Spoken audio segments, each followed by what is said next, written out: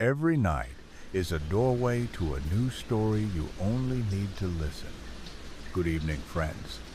I'm Mr. Narratory, and I'll be your voice tonight as we drift gently toward sleep. If these stories help you relax or fall asleep a little easier, consider liking and subscribing. It really means a lot. Tell me in the comments, what time is it for you right now? And do you have any little bedtime rituals? Now, settle in, get comfortable, close your eyes if you'd like, because it's time for tonight's story. It started with a job ad. That's how most normal stories begin, right? I'd been out of work for a few months after my contract ended, and money was thinning out fast. The ad was simple. Seeking volunteers for short-term observational study. Paid weekly, meals included, discretion preferred. There was a contact form and no company name. Normally, I would have skipped something that vague, but desperation lowers your standards. I filled it out and got a response the same day. A location. A time. No other details. It was in an office park just outside town. One of those square glass buildings that look like they haven't been updated since the early 2000s. I showed up early. Security badge at the front desk. Elevator to the third floor. The door said, Section H Cognitive Environment. Inside was a clean reception area, bright lights. A woman at the desk asked me to sign in. She gave me a welcome packet and a white key card with no name, just the number 14. She told me I'd be part of Group B and that my station was already prepared, that I could go right in. The room looked like any other open plan office. Gray carpet, dividers, desks, chairs, a coffee machine in the corner, but there was no branding, no logos, not even a company name on the computers. Just a screensaver with floating shapes. There were maybe 7 other people already seated, some typing, some reading, no one talking. I found my desk. It had a post-it with my number and a laminated sheet with instructions. Complete daily task list. Do not leave floor. Wait for signal at end of shift. That was it. There were 8 tasks, all simple. Data entry, sorting email drafts, tagging photos. The system wasn't even connected to the internet. Every file came from a shared internal folder. The weird thing was that everything reset after each task. Like the emails disappeared once I clicked them. The files vanished. My progress bar filled and then just reset. At 5:00 p.m. sharp, a bell rang over the speakers. Everyone stood up at once, silent, as if they'd been waiting for a cue. I followed. A man in a suit appeared in the hallway and waved us out. We went to a side room. It had long tables and covered trays like a cafeteria. Each seat had a small plastic card with our number. We sat, ate. Still no one spoke. The man in the suit walked between us, not eating, just observing. I asked him how long the study would last. He looked at me and said, "It ends when the system has no more questions." Then he walked away. I went home that night more confused than anything. But the pay was good. A full envelope, no taxes, just clean bills. I slept well. The next morning I returned. Same process, same desk, same tasks. But the names on the emails were different, familiar. One of them was mine.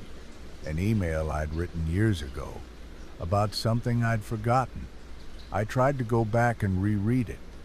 The file was gone, deleted, no way to recover. I asked the receptionist if we could access old files. She smiled and said, "You're not meant to look back, only ahead." When I left that night, I tried to remember the exact layout of the floor, the way to the elevator, but something was off. The hallway was longer, the lights dimmer. The man in the suit was waiting outside the building, just standing by a lamppost. I nodded to him. He didn't nod back, just watched. The next morning, I woke up to a note slipped under my door. White paper, no handwriting, just the number 14, and one line. "You are adapting well." I didn't know what adapting well meant. It didn't feel like praise. It felt like a warning. I kept the note and went to work like normal. Same entrance, same elevator, same desk. But the email tasks were different now, more personal. One of them had my father's name, a draft that looked like it had been written during the year we stopped talking. It wasn't written by me, but it sounded like something I might have said, the kind of thing you only admit to yourself in your head and never type. I deleted it. The system restored it automatically. A message flashed across the screen. "Redactions must be authorized." I didn't try again. I moved to the next task, sorting scanned documents, medical files, dozens of names I didn't recognize, except one, a former classmate. He died in a car crash when we were 19. His file was dated 6 weeks ago. Diagnosis: non-responsive, retained procedural memory. I highlighted the name and tried to export it. The system shut down. Screen black. Then the words "Observe Protocol" appeared in white. When it came back on, all files were gone. At lunch, I finally spoke. The man next to me had number 11 on his badge. I said, "How long have you been here?" He blinked slowly and answered, "We don't count in days. We count in outcomes." I asked what that meant. He said nothing else. I noticed then that no one was eating the food, just moving it around their trays, pretending. I stood up and left. No one stopped me. The hallway felt even longer than before, like it stretched the more you walked it. I checked the clock. It said 5:18. But outside the sky was still morning blue. When I got to my car, there was another envelope on the dash. My name this time. Inside was a USB stick. No label, no note. I plugged it in when I got home. One folder. Task continuation. Inside were photos, not of people, of rooms. My apartment, taken from angles I'd never seen. One from the inside of my closet, another from behind the bathroom mirror. I checked the mirror. There were 2 small holes drilled near the corner, hidden behind the edge of the glass.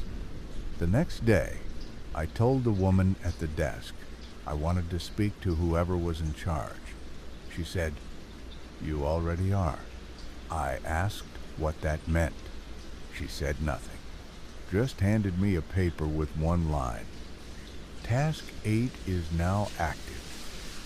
I sat at my desk. No screen today, just a piece of paper and a pen. At the top it said, "Write your last true thought." I stared at the page for minutes. I didn't know what to write. Eventually, I wrote, "I think I made a mistake coming here."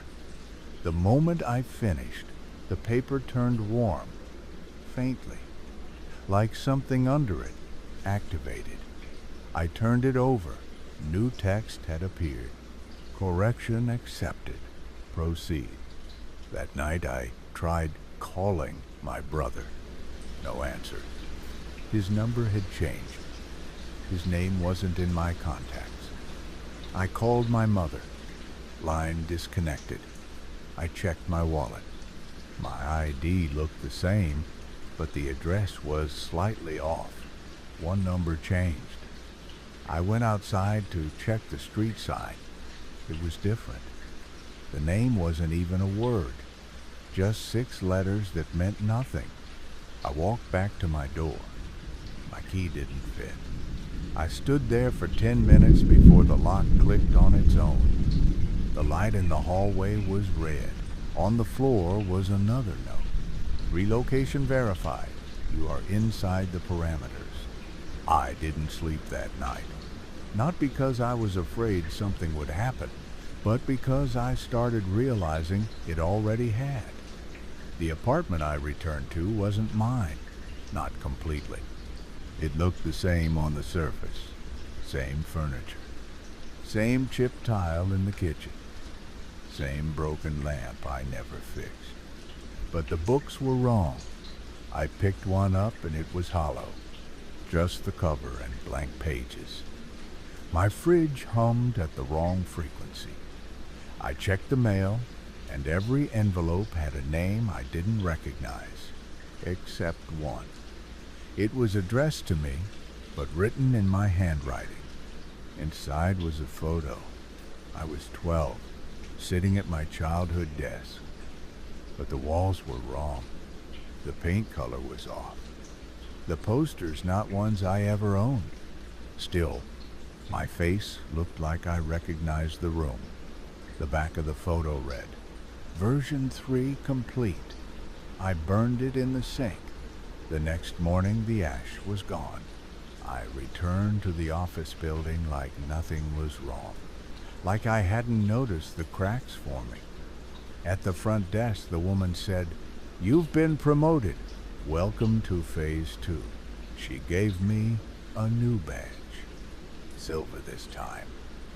Still no name. Just the number 14 burned into the metal.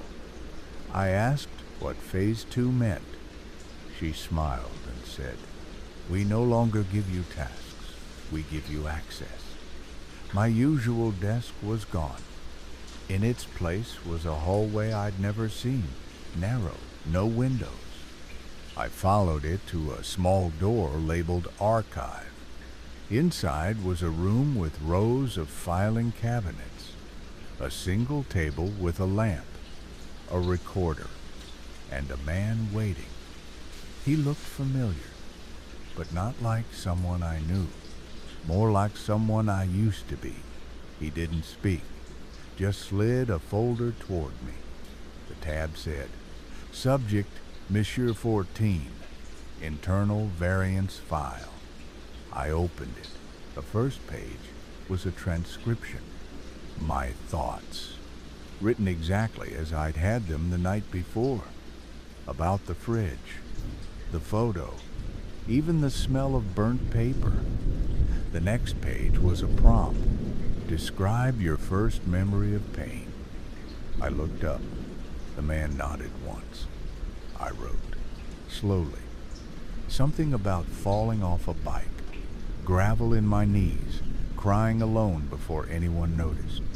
When I finished, the man said, "This confirms residual response. Continue tomorrow." I left the building, but the parking lot had changed. Fewer cars, the lines freshly painted. My car wasn't there. A white van was parked where I'd left it. The door unlocked when I touched it. Inside was my backpack, my phone. Everything else was new. I drove home without knowing how. The city looked the same but smaller. Buildings closer together. My street had changed again. The lights were dimmer. The mailbox is a different shape. Inside my apartment was another folder. Same label. New prompt. Describe your first intentional lie. I didn't write anything. I went to bed, but I dreamed in sentences, plain white text on a black background. Questions like, did the thought originate or repeat? And when did the emotion begin without stimulus? I woke up with a pen in my hand, a page on the floor, a full paragraph written in my handwriting, but I didn't remember writing it. The next day, I asked the man in the archive who was behind all this. He said, there is no who, only what. I asked what it was. He said, the system is language, and language needs listeners. You agreed to listen. I told him I didn't. He said, you wrote it yourself. Years ago, you gave consent in silence. I asked why me. He said, because you remember the lie. Most don't. He handed me a third prompt. Write the moment you first felt watched. I didn't need to think. I wrote it immediately. The first day in that building, sitting down, looking at the blank screen, and knowing something else was already reading me. I started opening other drawers in the archive when he wasn't looking. Just one or two at a time. Each cabinet was labeled with initials and a number. Some drawers were empty. Others were filled with folders just like mine. But they weren't red like mine. They were black and thicker. Each one had multiple versions of the same prompt, dozens of pages answering the same question. But every answer was different. Some sounded clinical, others emotional. One folder had 12 entries for describe your first intentional lie. Each one with different events, different tones. Some even used a different handwriting style, as if the same person had been copied over and over. I put it back before I was noticed. But from then on, I knew the truth. I wasn't writing for myself. I was being compared, measured, aligned, and there were other versions of me already on file. The next morning, the man in the archive said, you've accessed parallel data. That means you're ready. I asked for what? He slid me a new folder.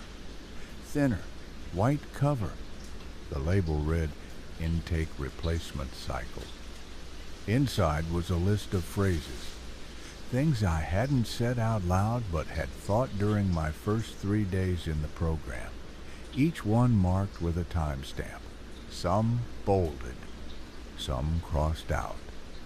At the bottom a line read, Acceptable Deviation, 3.1% status, stabilizing. I asked what happens if deviation exceeds the threshold. He said, then the original is returned. I asked returned where? He smiled but didn't answer. That night in my apartment, I opened the mirror cabinet and found a small audio recorder taped to the inside. It was already recording. When I played it back, all I heard was me, whispering, over and over. I am the quiet between the sentences. Then my voice shifted, slower, deeper, like something was learning how to speak through me. I am the pause that remembers. I smashed the recorder and threw it out. But it was back the next morning. Same place, same file. This time the voice said something new. Don't fight your form. You're almost full. I stopped going home after that. I slept in my car, changed motels every night, burned every folder I could get my hands on, but they kept replacing themselves. The drawers never stayed empty. Every morning, the man in the archive handed me new prompts. I asked who writes them. He said, "The ones who come after you." I asked where they were. He said, "In process." That day, the prompt was different. It wasn't a memory. It was a command. Describe the first time you realized the body isn't yours. I didn't write anything. I stared at the page until the letters began to blur, until my own name stopped looking familiar, until I couldn't remember if I had ever answered anything honestly. That evening, the receptionist gave me a new badge. Black. No number. Just the word observer. She said, "You've reached stability." I asked what that meant. She said, "You're ready to be recorded." When I returned to the archives, my folder wasn't on the desk. Instead, there was a chair, a camera, and a list of questions I didn't recognize. The man said nothing, just pointed at the lens. I sat, took a deep breath, and the light turned red. The questions on the list were simple at first. Name, age, place of birth. But when I spoke the words out loud, I felt like I was hearing them for the first time. They sounded wrong, not unfamiliar, just too precise, too practiced. Like I was reading from a memory someone had already shaped. The camera clicked every time I finished a sentence. A red dot pulsed on the lens like a heartbeat. The man behind the console didn't speak. He watched a waveform monitor instead.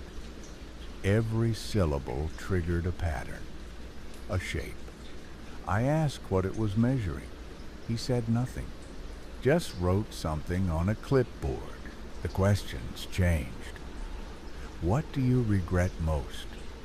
When did you last lie to someone you loved? What would you erase if you could? I answered without thinking. The words came fast, too fast, as if something inside me had already rehearsed them. When I finished the session, he said, "The template is confirmed." I asked what that meant. He said, "You've been mapped. Now we record the response versions." The next day I returned and found 3 people sitting in a row near the archive, all facing forward, all silent. Each of them wore a badge like mine, observer, but none of them reacted when I spoke, when I waved. When I passed them, it was like they weren't present, like they were listening to something I couldn't hear. Inside the archive, the man showed me a screen with 6 boxes, each one labeled Monsieur 14 Variant. I watched as versions of me answered the same questions I had. Same voice, same tone, but with slight differences. One more confident, one more cold, one clearly trying not to cry. I asked what they were for. He said, "We test responses for sustainability. You've begun training your replacements." I stopped eating, stopped sleeping. Every time I closed my eyes, I heard my own voice speaking back to me. Lines I hadn't said, stories I hadn't lived, but they were all delivered in my cadence, my rhythm. Like someone had built a program that wore my mind as a mask. In the bathroom mirror, my reflection lagged again, half a second delay. My left hand trembled every time I looked at it, but only when I looked. When I ignored it, it stopped. One night, I returned to the archive, and no one was there. The room was dark. The lights flickered on slowly. On the desk was a file. My name, handwritten. Inside was a transcript of everything I had ever said since walking into the building. Every question, every answer, every sentence, dated, indexed, labeled by tone and deviation level. At the end was a line. Template phase complete, termination window open. I turned the page. Blank. Nothing else. The hallway outside was longer now. The receptionist gone. The elevator's dead. I walked to the emergency stairs. As I descended, I passed doors labeled in letters I didn't recognize. At level 2, I stopped. There was a keypad and a scanner. I placed my hand on the pad. It lit up, unlocked. Inside was a room lined with screens, hundreds of them, each one playing footage of different people answering the same questions. Some I recognized, some I didn't. But in the center screen was me, sitting in the archive, still speaking, still answering. Even though I was standing right there watching it, I whispered, "Who is that?" And the screen replied in my voice, "You were only the first draft." I don't remember how long I stood in front of the screen, watching myself speak, watching myself breathe in a rhythm that no longer matched mine. I felt like I was looking at a version of me that had continued without permission, a version that had evolved while I was left behind. I left the room and ran up the stairs, 2 floors, 3. I reached the lobby, but the door was locked. No receptionist, no lights outside. The windows showed blackness, like the building was floating in nothing.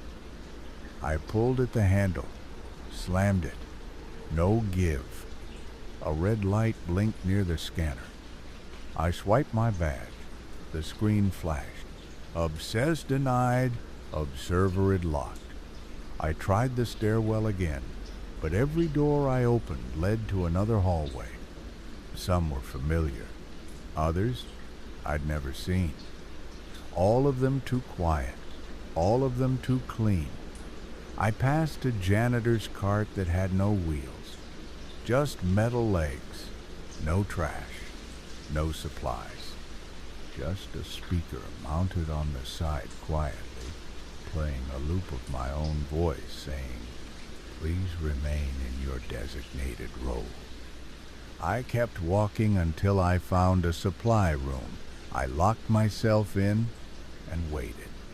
I don't know how long. Hours. Maybe more. No clock. No signal.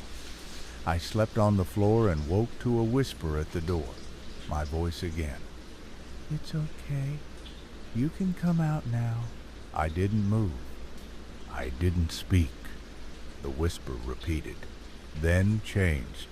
Same tone, same pacing, but not my words. "You've completed the observation. Now we need you to reflect." I woke up outside the building. That's the part I can't explain. No memory of leaving. Just there, on the grass. Early morning. A few people walking by like nothing had happened. I looked up and the building had a different name now. Different logo. But the shape was the same. I checked my pockets. No badge, no phone, nothing. Just a folded piece of paper that read, "Exit granted. Observer archived." I thought maybe it was over, that I'd been let go, reset. But I was wrong. Back at my apartment, the lights were brighter. My clothes folded differently. The mirror reflected my body, but with posture I didn't recognize. When I moved too fast, the reflection lagged. I opened the fridge, and every item had the same expiration date. My phone was on the table, fully charged. I hadn't plugged it in. One message. Please confirm completion of task set 14A. I ignored it. The message appeared again 5 minutes later, then again, then every minute. I threw the phone in the sink, turned on the faucet. The screen didn't die. It stayed on, glowing under the water. The next day, I visited a friend, or tried to.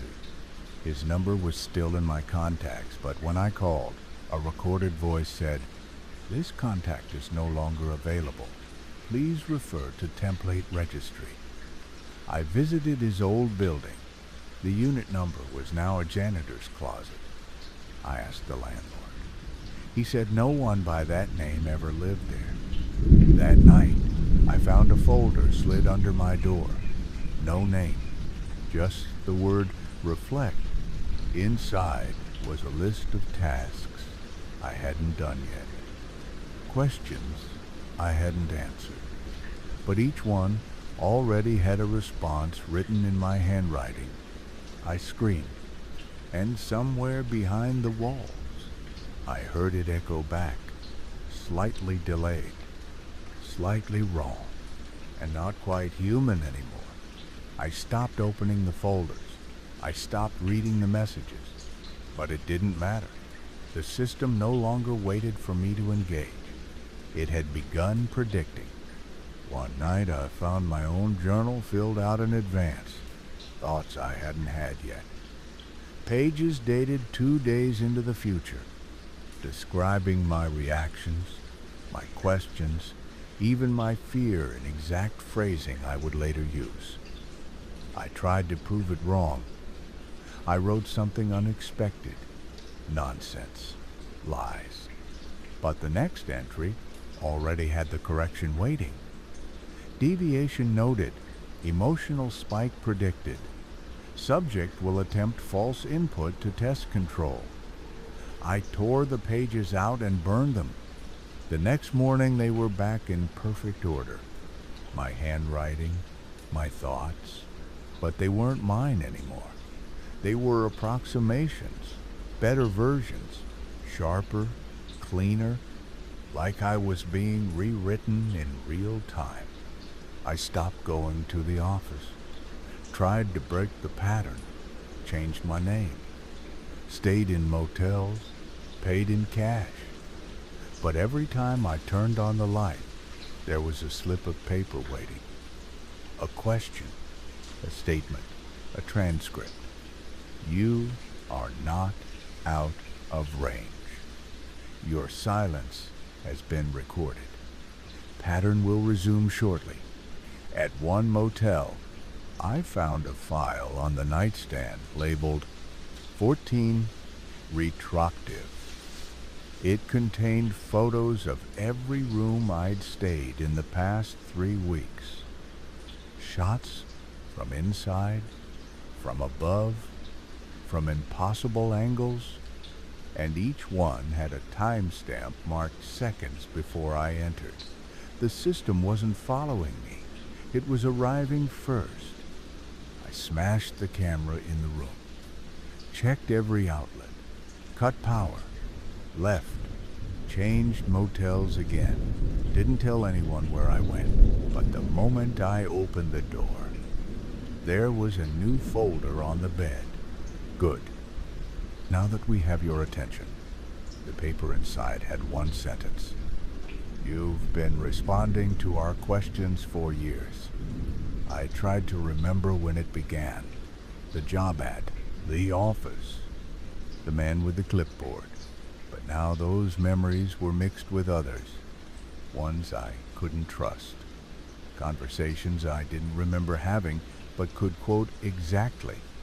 I thought maybe I was losing it. Maybe this was all in my head. But then I met someone else at a gas station, late.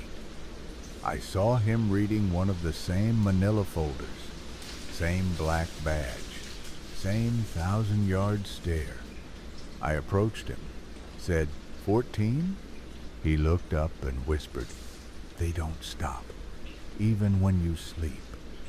I asked if he had answers. He shook his head. They don't want answers. They want alignment.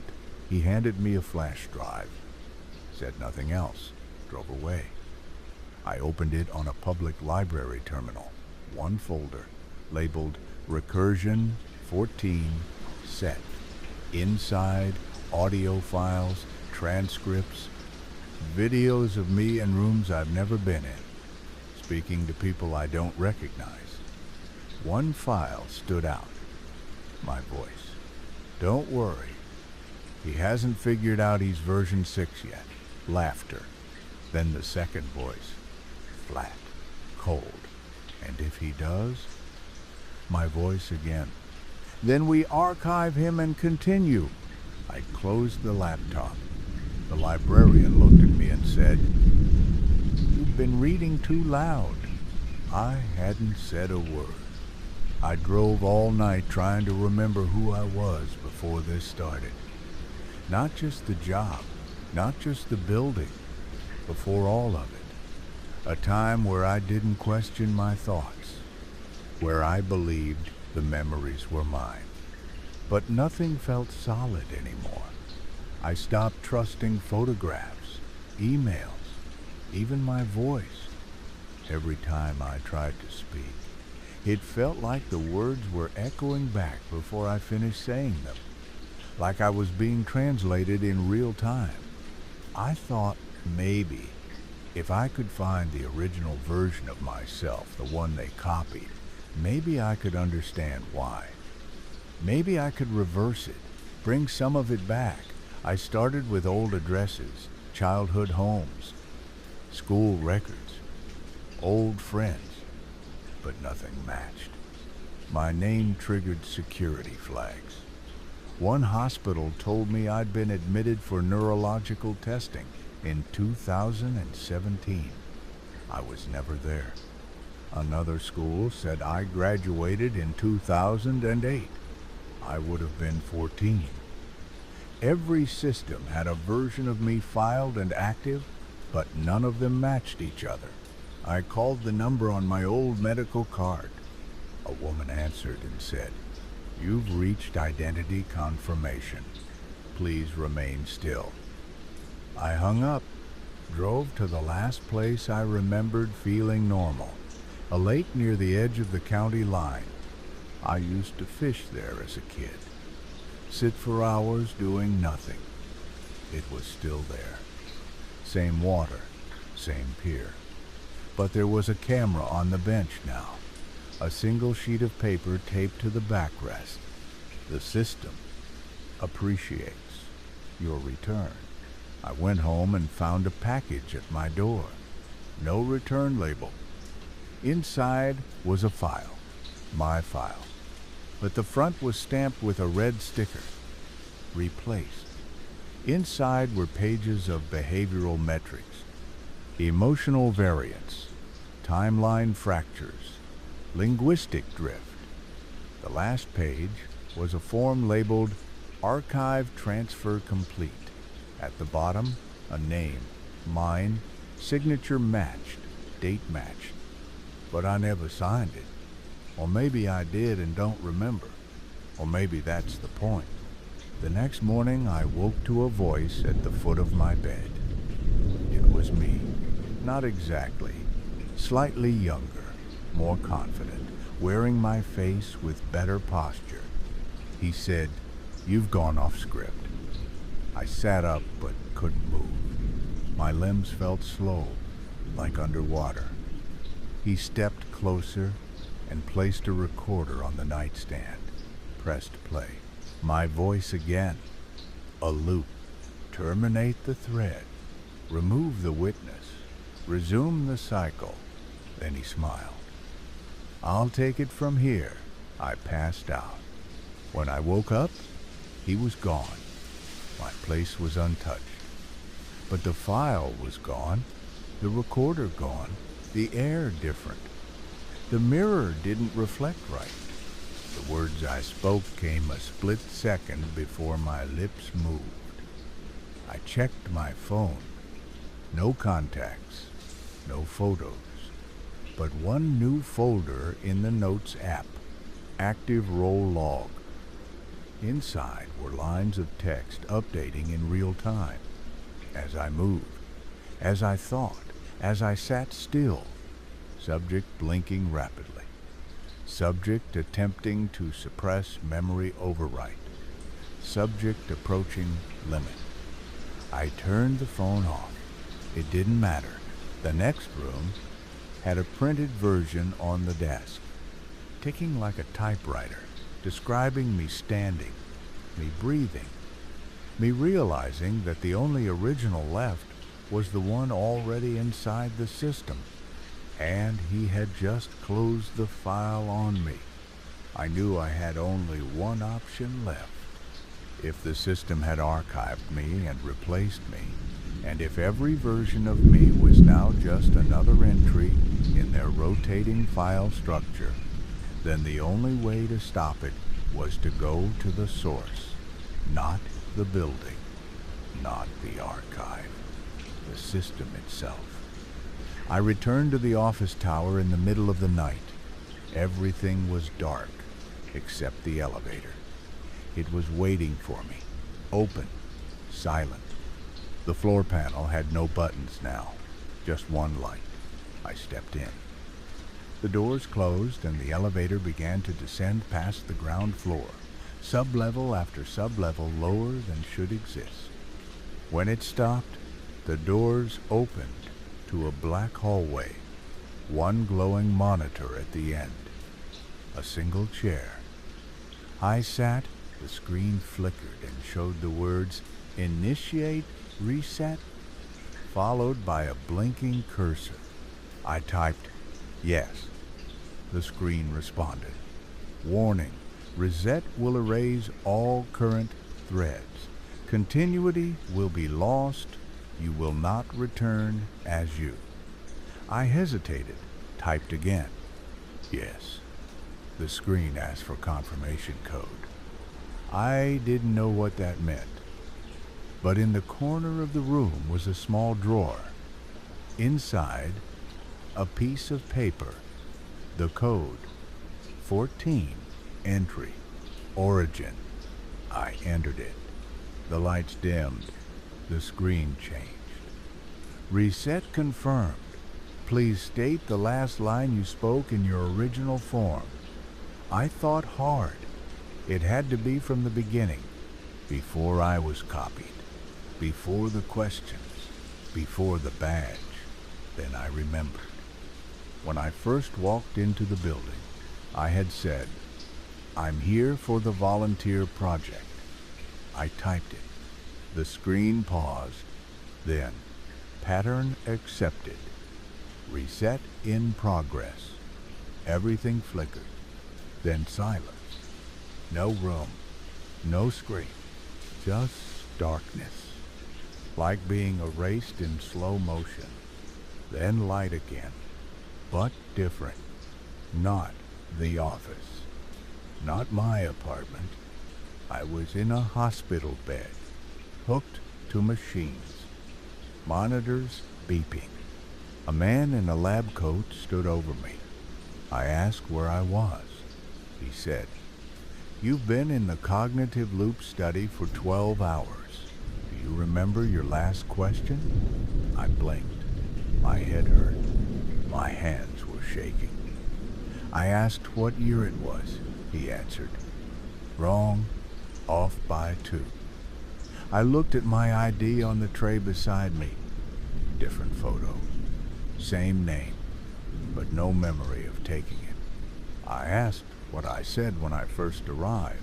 He checked his clipboard, read out loud, "I'm here for the volunteer project." I asked if I passed. He said, "You completed your session, but you deviated." I asked what that meant. He said, "You tried to reset something that doesn't reset. Reality bends, it doesn't break, and now your thread is loose." He handed me a phone. On it, a video. Me, sitting in a chair, Speaking slowly, I watched myself say the phrase I had just typed, then say it again, then start to laugh, then stop, then whisper, "This is how recursion begins." The man in the lab coat left the room, and I was alone again, with the monitors still beeping steadily beside me and the phone in my hand showing my own face, repeating the same phrase like it was coded into me, like it had always been there. Even before I volunteered, before I signed anything, before I even thought about this job, I rewound the video and watched it again. This time, noticing something new in the background behind the version of me speaking was a wall covered in screens. And every screen showed a different person saying the same thing. Some laughed, some cried, some looked confused, but all of them ended with the same whisper. Recursion begins. I stood up. My legs were weak, but I could move. I pulled the placid and eyes. IV out, and walked into the hallway. No nurses, no patients, just silence. The walls were white, too white, like paper, waiting to be filled. I found a stairwell, went down 3 levels, and opened a door marked Systems. Inside was a small control center, dim lights, a dozen monitors, and in the middle, a console already logged in with my name. At the top, the screen displayed a list of designations, all labeled M14.001 through M14.987, each with a status: active, standby, corrupted. I scrolled to the bottom and found one marked M14 status, observer, beside it, a blinking light and a prompt, initiate control transfer. I hesitated, then selected it. The screen flashed a warning. By continuing, you assume responsibility for all pattern variants linked to your ID deviation is irreversible. I accepted. The light turned green, and the screen filled with live feeds, every version of me active across. Different settings, offices, homes, classrooms, streets, some unaware, some mid-task, some staring into mirrors, like I had done, each one updating in real time.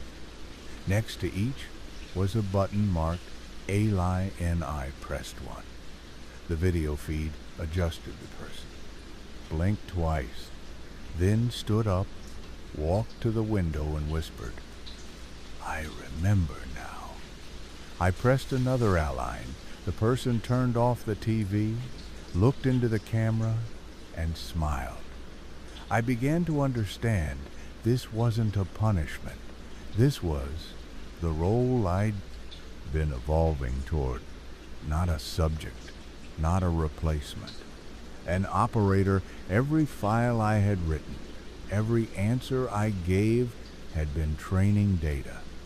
Every moment of doubt had been a test of consistency. And I passed not because I resisted, but because I accepted. My voice was stable enough to map others.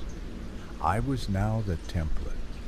The voice behind the whisper, the instruction within the screen. I pressed a line again and again, each version, adjusting, realigning, following the voice that had once tried to escape. I laughed quietly and whispered to the system, "You can start recording again," the console responded. Pattern stable memory cycle enabled, and the room filled with the sound of me speaking across 1,000 timelines. All at once, all returning to the phrase that had started it all. I'm here for the volunteer project.